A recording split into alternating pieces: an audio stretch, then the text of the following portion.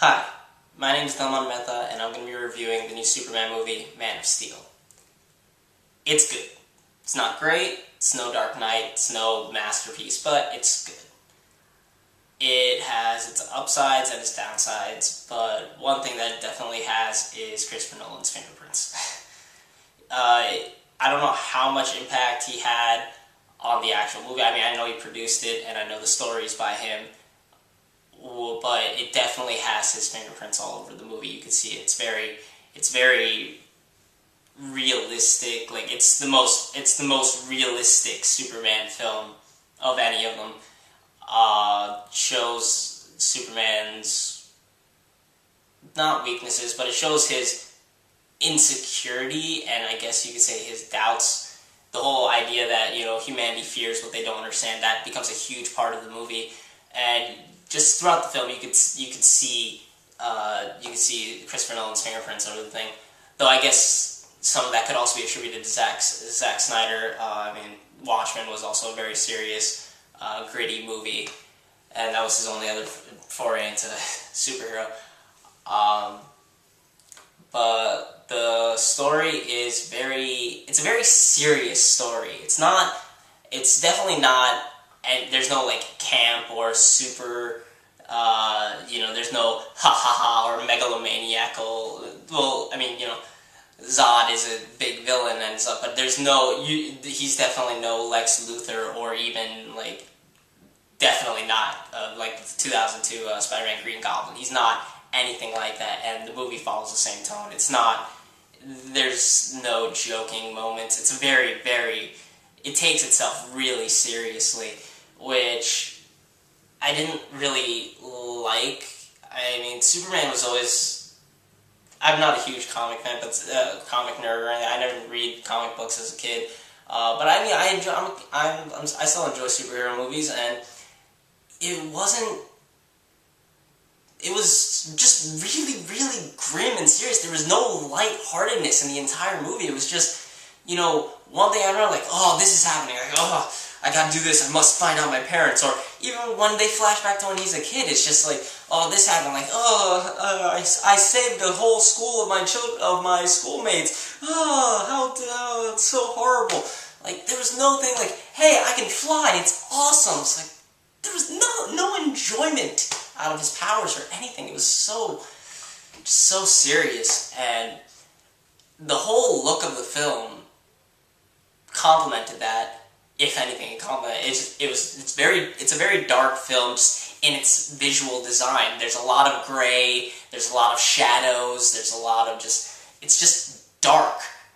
And the only one scene that the one section that is not dark, which stands out as a huge contrast, is the beginning on Krypton, which I thought was brilliant, and I love that movie. I went to see the movie with my brother, and as the scene was going, I just turned to Slay. I said, forget the rest of the movie, I just want an hour and a half of all this, because this is amazing. Like, the chase scenes, the whole, even just the little bit that we get made Krypton look amazing. And I wish that instead of making that just the beginning scene, I wish that they just made a whole hour and a half movie about Superman's origin story, or maybe like seen the past of Krypton, because all the technology, and the technology had a unique look to it. It had its own feel, that it wasn't just a copy paste of all the technology. I mean, yeah, you had the laser guns, and you had like their guns shot blue fire, but like one of the things that stood out is they had this telephone like thing, which also worked as a robot, but when it had the call, it had like this mesh thing that transformed into the face of the person who was calling, and I thought that was great. Like, I hadn't seen that in any movie previous, at least not that I thought. Now that I think about it, it's more like it's like a mix between the flue calls in Harry Potter. When they call from the fireplace, like, it's a mix between that and the 5 gum commercials when the person's like running up to the pedestal and you have those like just the marbles like go and make steps so that she can get to that pedestal. Like, it's a mixture of those two, and it was something I hadn't seen before, and I thought that was great. And the look of all the place, like, I thought that was great, brilliant, and I love those scenes. Actually, I thought that was probably the best part of the movie for me. Like that scene on Krypton, that was the best part of the movie. The other part that I liked, of course, was obvious, the ending. The fight scenes at the end are great. I love them. Definitely felt like for all the realism, that felt good. Like that's what two superpowered beings fighting should look like. You go through buildings, your punches make sonic booms, all that stuff. That is what that should look like. I thought that was great. It did remind me of... Now it reminds me of Dragon Ball Z, and that's a great comparison because you have, two superhumans that if you look through the rest of the movie, there are scenes like when he first starts flying, when he concentrates on the ground, you can see like the rocks flying off, and there's like a small boom, which is similar to when Dragon Ball Z when they're powering up. But that's what I'm thinking now. At the moment, in the theater, the first comparison that popped in my head was actually Chronicle from last year, February, which was another thing with a bunch of people just flying around, throwing cars at each other and stuff. But that scene, I thought both the scene was on, and the fight scene before where he fights the mini Thor destroyer and the female Kryptonian, whatever. I thought both of those scenes were really, really good. Not the best part of the scene. Like I said, I love the Krypton scenes, but the fight scenes I thought were choreographed really well, shot really, really well, and it gave a sense of the scope and damage that they could actually do, and it brought more sense to the character and the power that they actually held, which I was surprised to see, especially considering Christopher Nolan's fingerprints of the movie and his disregard for comic book epicness and fun and random stuff. He has epicness, but he constrains this to more of the grounds of realism, and I was glad to see that was still huge, fancy, and awesome. That's the good parts. The rest of the movie, I didn't really... like I said, those scenes were great, but the rest of the movie is what keeps the whole movie as a whole in the realm of good, not great. It's really a long slog in between, and there's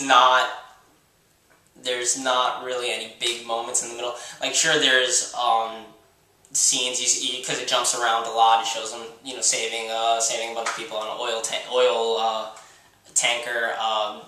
Then he's he's breaking his spaceship from the ice.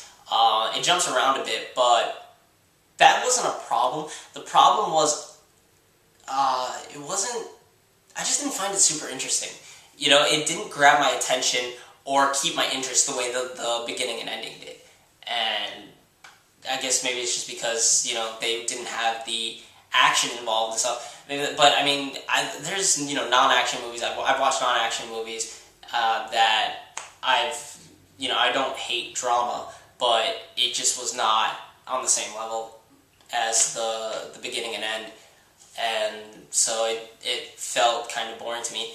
Also, the actors, some of them were good. I actually did enjoy Henry Cavill as Superman. I've seen him before in Immortals, and I thought he's pretty good.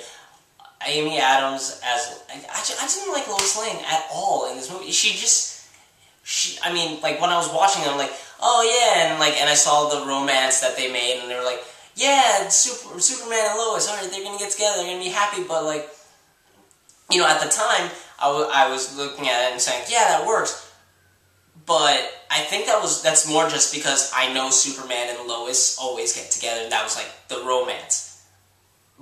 Thinking back on the movie and looking at it, it's like, they didn't really have any romantic moments. They meet 4 times, and none of them are particularly happy or super it just didn't seem like it was a natural relationship. It just seemed like, oh, he's Superman's big and he needs his Lois Lane, so they meet a couple times and then boom, they're in love. Like, it was not realistic to me at all, and I did not, looking back on it now especially, I can see sort of why that kind of, that, you know, that, it just felt bad, and that probably brought down a lot of the middle scenes for me. But overall, just, the movie's good. Like I said, the movie's good. Visuals, it was great. Action scenes were amazing. Just the middle is kind of boring. The main question that was brought up, that the movie talks about is if, you know, humanity's ready for new, and it definitely, that becomes the main conflict, right? Even more than Zod. The main conflict comes between Jor-El and Father Kent, who is, you know, it's like Jor-El has this whole messianic, you know, ideal for Clark and Superman, as, you know, he will be the leader of the humans and bring them into the new age, whereas, you know, Kent is like, you know, humanity's not ready, they'll like shun you, they'll be afraid of you, and, you know, he definitely believes it, you know, as what happens in the movie, but, and I think that's a great diametric. Like, I actually love the whole notion of that concept. So, like I said, okay, overall, good movie. Not super great, but because of the middle, beginning and end are fantastic. 3 out of 5. But good movie, and yeah, Superman.